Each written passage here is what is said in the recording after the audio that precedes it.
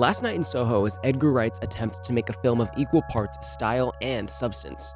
First and foremost, Last Night in Soho is a film that looks beautiful. There are scenes basked in neon lights, scenes set in fancy halls with fancy people doing fancy things, and scenes complete with elaborate costumes and set designs. Wright's impressive visuals in Last Night in Soho are more than just cinematic eye candy, however. They contribute to the film's deeper themes and meanings as well. Last Night in Soho depicts the lives of two young women, a modern-day university student named Ellie, and an aspiring 1960s actress and singer named Sandy. At first, the stories of these women seem to run parallel, as Ellie acclimates to her London fashion school at the same time as Sandy attempts to make a name for herself as a singer/actress in the London entertainment scene. The lives of these women soon start to overlap, however, once Ellie begins to dream from the perspective of Sandy and even models her real-life appearance on Sandy's. Ellie's dreams from the perspective of Sandy start off nice enough, as Ellie first dreams of meeting a handsome gentleman, exploring the entertainment scene of 1960s London, and flexing her vocal talents on stage. However, these idyllic dreams take a sinister turn as the reality of this era unfolds before Ellie's and the audience's eyes. The charming gentleman turns out to be a pimp who exploits young women, including Sandy herself. The entertainment scene of 1960s London runs not on talent, but on the dark proclivities of powerful men. Women are prized not for their artistic abilities,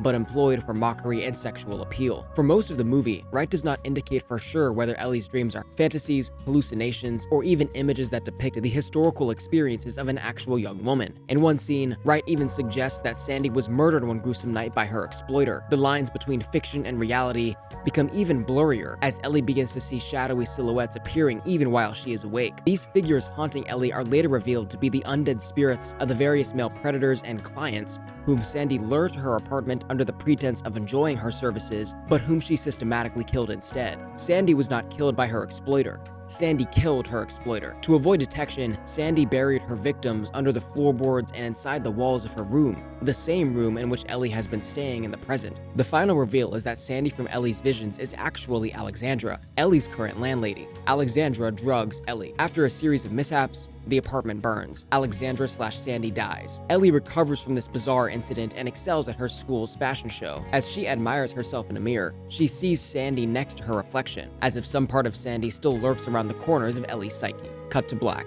In interviews leading up to the release of Last Night in Soho, Wright described the film as a bit more personal to his own experiences than his previous films. According to Wright, he chose to represent Ellie's fascination with 1960s culture as a reflection of his own experience with 1960s culture as a young boy. In an interview with GQ magazine, Wright describes how he would obsess over these 60s albums from his parents and then start to sort of formulate a nostalgia for the decade that he just missed. Wright was born in 1974, and he recalls feeling as if he just, quote, missed, unquote, the glamour and pomp of the swinging 60s. Wright further observes that he started to build up this idea of this amazing decade of the 60s, despite the fact that all he saw and heard in 1960s music, movies, books, magazines, and television shows were the amazing things from this decade without much consideration for its more terrible or backwards features. As Wright grew older and became more disillusioned with the 1960s, he acquired a newfound awareness and appreciation for the people and groups who did not experience the 60s as swinging or progressive, but the opposite. Wright's disillusionment may not have transpired via nightmarish body swaps like Ellie from Last Night in Soho, but his original experience was the one he sought to incorporate into hers. At one point in his GQ interview, Wright poses the following rhetorical question about the potential dangers of nostalgia in general. If you could go back, would it be like a dream come true, or would it actually be something much darker and more complicated than that? Last Night in Soho clearly suggests the latter. Ellie's first dreams of 1960 Soho, an entertainment district in the West End of London, are basked in golden light and smiling people. She wanders the same streets in her dreamscape as she does while awake, admiring the sights and sounds of the 60s. However, Ellie's later dreams are much darker, both literally and figuratively, than her initial ones. Edgar Wright conveys this transformation through dramatic changes in scenery and lighting.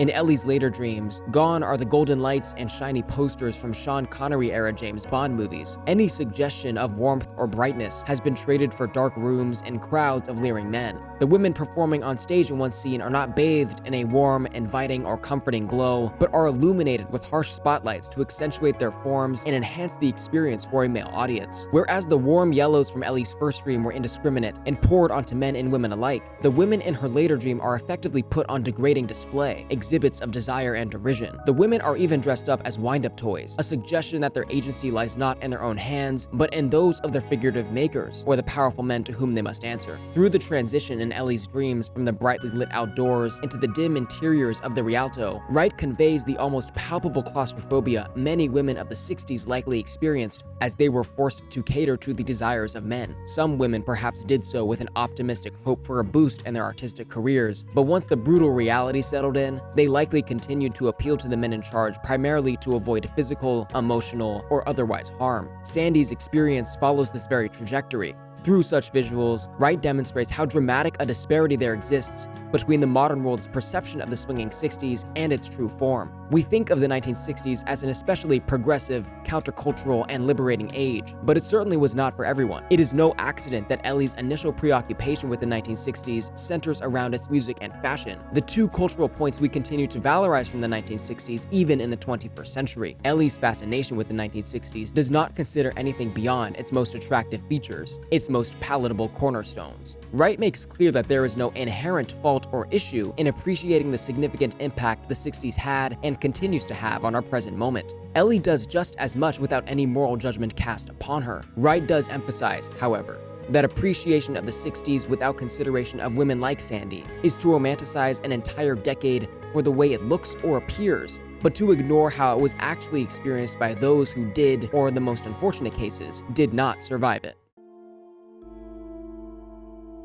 Nostalgia in itself is not a danger. It is not unreasonable to long for the innocence of childhood. It is not uncommon to reminisce about years spent with close friends who no longer populate one's life. Nostalgia in this sense can engender a profound gratitude for one's past experiences. Nostalgia can become dangerous and destructive when it extends beyond one's own individual life and starts to encompass an entire decade, let alone a decade in which one has never lived. Nostalgia which grasps at a decade in which one has never lived may even be thought of as a kind of blind nostalgia, a nostalgia for which one has no actual reference point other than cultural artifacts or personal anecdotes. Such blind appreciation of a previous era without any consideration for its more sinister aspects is to make the same error as Ellie and, as he identifies in himself, Edgar Wright. To view a past decade with blind nostalgia is to glorify its flashy veneer and simultaneously neglect its festering underbelly of anything from racism to sexism to exploitation to abuse. Wright clearly displays the dangers of nostalgia with the current version of Last Night in Soho, but he could have driven his point home even further had he made Ellie switch places with Sandy. In this updated version of Last Night in Soho, Ellie would be forced to live, perhaps forever, during the decade she romanticized through her blind nostalgia. She would be given the opportunity to witness firsthand the fashion, music,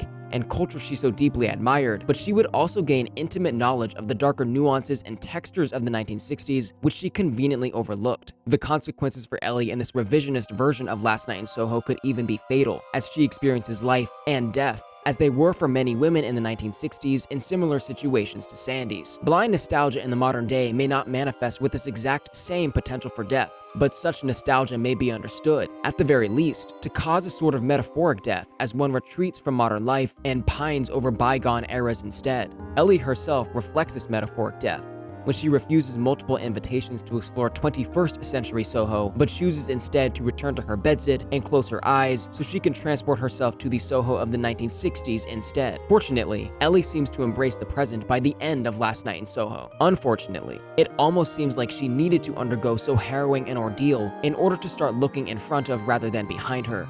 For anyone else who currently experiences a form of blind nostalgia, hopefully they do not require a similar experience to take off their own rose-colored glasses for the past. Besides depicting the potential dangers of nostalgia for the romanticized good old days, Last Night in Soho also cautions against idolization of individual persons. Wright is explicit about Last Night in Soho being a cautionary tale against blind nostalgia, but he passes much less judgment on the sort of blind idolization that Ellie also seems to exhibit. Ellie demonstrates a fascination with the 1960s as a decade overall, but she also demonstrates a fascination with Sandy as a person. There is no doubt that Ellie's concern for Sandy is genuine, as she runs through the streets calling Sandy's name and even reports her death to the local police. However, Ellie's decision to dye her hair blonde and style it in the same way as Sandy's seems less so born out of compassion or concern than caused by a sort of blind idolization. Ellie's decision to reproduce Sandy's pink dress for fashion school and complete her Sandy-inspired ensemble further reflects Ellie's desire not only to exist in the 1960s,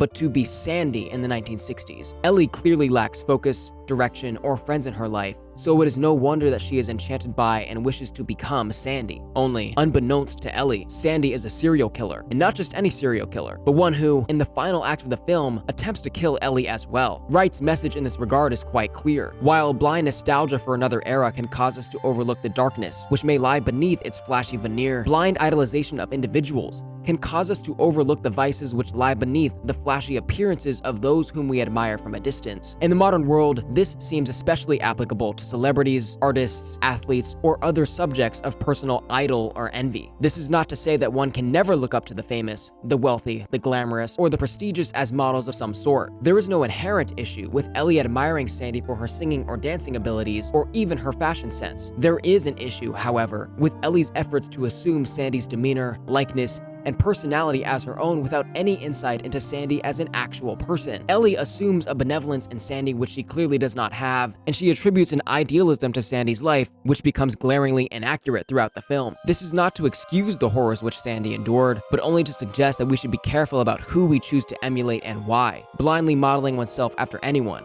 first in terms of appearance and perhaps later in terms of behavior, is a potential trap when the person we aspire to become is distant, unreachable, or even unknowable, just as Sandy is for Ellie. Most of us have little to no knowledge of how our distant idols actually conduct themselves behind closed doors, so it is to our detriment to model ourselves after people whose true identities or behaviors we do not know, and, moreover, may directly oppose those of the people we are each actually trying to become. Thanks for watching. Like and subscribe for more videos, and I'll catch you in the next one.